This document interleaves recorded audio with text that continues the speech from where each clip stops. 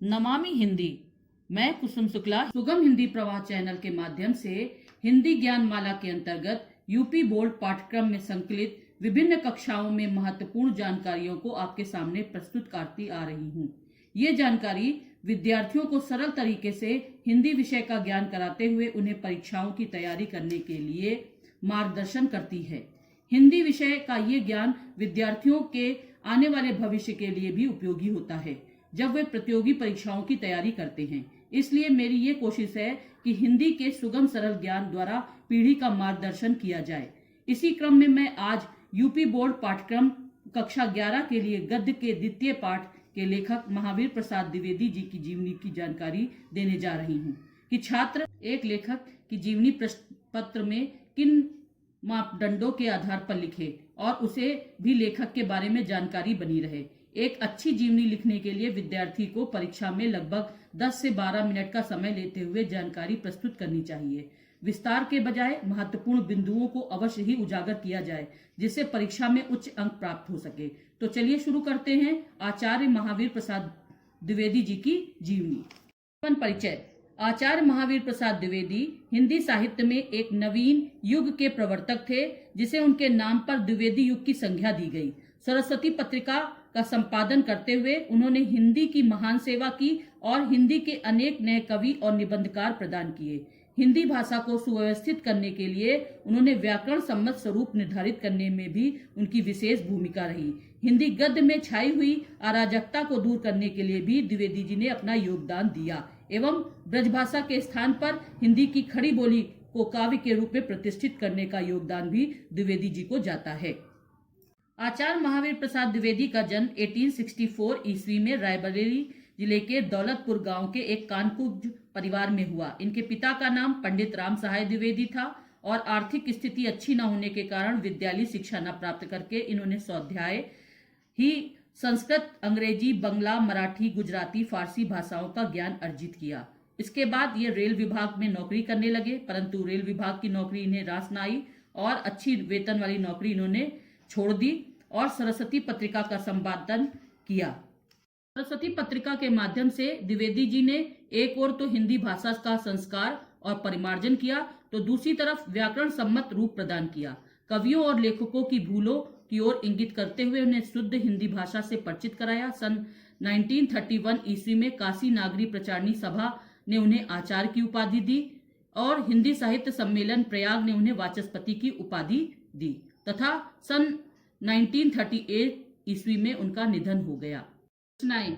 द्विवेदी जी ने लगभग अपने जीवन काल में 81 से अधिक रचनाएं लिखी हैं जो विविध विषयों पर से संबंधित हैं। उनकी प्रमुख रचनाएं इस प्रकार हैं: काव्य संग्रह, काव्य मंजूषा, कविता कलाप, सुमन। आलोचना ग्रंथों में रसज्ञ रंजन, हिंदी नवरत्न, साहित्य सीकर, नाट्य शास्त्र, विचार विमर्श, साहित्य संदर्भ, कालिदास की निरंकुशता, कालिदास और उनकी कविता, साहित्य आलाप, विज्ञान वार्ता, कोविद कीर्तन आदि पुस्तकें आलोचना ग्रंथ है। अनुवादित रचनाएं इनकी हैं: बेकन विचारमाला, मेघदूत, विचार रत्नावली, कुमार संभव, गंगा लहरी, कीर्त अर्जुनाय, हिंदी महाभारत, रघुवंशम आदि इनकी अनुवादित रचनाएं हैं। निबंध। इन्होंने सरस्वती पत्रिका में लगभग 100 से अधिक निबंध लिखे हैं और विभिन्न प्रकार के अन्य विषयों पर भी अधिक रचनाएं इनकी लिखी गई हैं जैसे जल चिकित्सा, संपत्ति शास्त्र, वक्तृत्व कला आदि।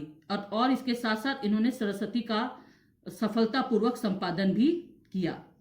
साहित्यिक अवदान। साहित्यिक अवदान के अंतर्गत इनकी विशेषताएं इस प्रकार है: एक निबंधकार के रूप में भाषा के आचार्य द्विवेदी जी एक निबंधकार के रूप में विभिन्न प्रकार की विशेषताओं से युक्त हैं। उन्होंने एक संपादक, आलोचक और भाषा सुधारक के रूप में अपना छाप तो छोड़ी और साथ में एक अच्छे निबंधकार की भी भूमिका निभाई। उनके अच्छे निबंधों में विचार विमर्श, साहित्य संदर्भ, समालोचना, समुच्चय, रसज्ञ रंजन विशेष प्रकार के निबंध हैं। निबंधों की रचना पत्रकार द्विवेदी जी ने की है। उनका प्रधान उद्देश्य मनोरंजन पूर्ण सरस्वती के पाठकों का ज्ञानवर्धन करना तथा रुचि परिष्कार करना है। इसीलिए कलात्मक अभिव्यक्ति कहीं भी उनके निबंधों की रचना में साध्य नहीं हो सकी। इसीलिए शायद आचार्य रामचंद्र शुक्ल जी ने उनके निबंधों को बातों के संग्रह कहा है। भाषा के आचार्य के रूप में भाषा के आचार्य के रूप में भी आचार्य जी बहुत प्रसिद्ध रहे हैं। उन्होंने हिंदी भाषा के परिष्कार के अतिरिक्त उन्होंने अपनी अच्छी अभिव्यंजना शक्ति का भी विकास किया है और सुगम तथा गुण तथा सभी प्रकार के विषयों से संबंधित विचारों को प्रस्तुत किया है। प्राचीन साहित्य एवं संस्कृति को लेकर हिंदी आधुनिक समाज के को अनेकानेक विषयों का समावेश भी उन्होंने हिंदी साहित्य में किया है। एक समालोचक सूत्रधार के रूप में वे हिंदी के एक समालोचना के सूत्रधार भी माने जाते हैं और उन्होंने इस ओर ध्यान आकर्षित किया है कि विदेशी विद्वानों ने भारतीय साहित्य का अध्ययन मनन और अनुशीलन किया। उन्होंने उन्हीं के समान प्राचीन भारतीय साहित्य की विशेषताओं का प्रकाशन अपने लेखों में किया है। इस प्रकार संस्कृत साहित्य की आलोचना से आरंभ करके वे हिंदी साहित्य की आलोचना की ओर ले जाने में उन्होंने अपना रास्ता दिखाया है। एक कवि के रूप में आचार्य जी को विशेष ख्याति तो नहीं मिली, पर संपादक, निबंधकार, आलोचक के रूप में वे शीर्ष स्थानों के अधिकारी बने रहे।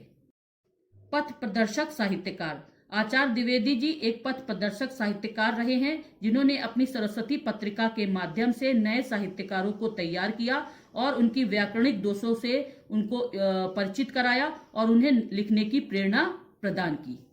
भाषा शैली द्विवेदी जी की भाषा अत्यंत परिष्कृत, परमार्जित, व्याकरण सम्मत थी, जिसमें पर्याप्त गति एवं प्रवाह था तथा तत्सम तद्भव शब्दों का प्रयोग था। संस्कृत, उर्दू एवं अंग्रेजी के प्रचलित शब्दों का भी उन्होंने निसंकोच प्रयोग किया है। छोटे छोटे वाक्यों में गुण विषयों की अभिव्यक्ति दी है तथा मुहावरों का भी प्रयोग उन्होंने किया है। शैली के अंतर्गत आचार्य जी ने विभिन्न प्रकार की शैलियों को अपने साहित्य लेखन के लिए प्रस्तुत किया है, जिसमें भावात्मक शैली, गवेषणात्मक शैली, विचारात्मक शैली, वर्णात्मक शैली, हास्य व्यंग्य शैली और सूत्र शैली प्रमुख रही है।